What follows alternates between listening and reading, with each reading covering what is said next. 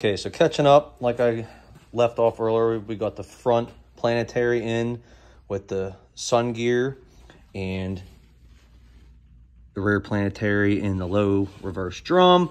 Then we did put the output shaft on. We also put the tail shaft housing on. There's a washer here behind it. There's a snap ring. So now we're moving on to the next part of this, which is installing the front and rear clutch retainer. The front clutch retainer is used for your high gear, and the rear clutch retainer is used as your forward gear drum. So before this, I didn't get a chance to video, but you pack all the clutches and steels inside both of these drums. You do it dry, and then you check your clearance. I believe the clearance we come up with on this one was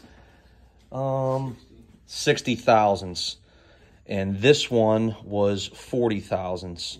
So after you get your desired clutch gap or your clutch clearances, then you go ahead and soak the clutches for about 15 minutes, which I'm soaking a new band in here now, but I soak the clutches, and then you go ahead and install them. Steel clutch.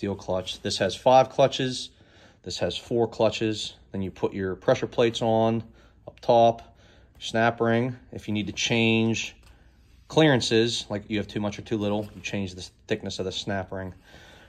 So we got the clutch gaps that we want, the clutch clearance that we want, and now we're going to go ahead and continue to assemble.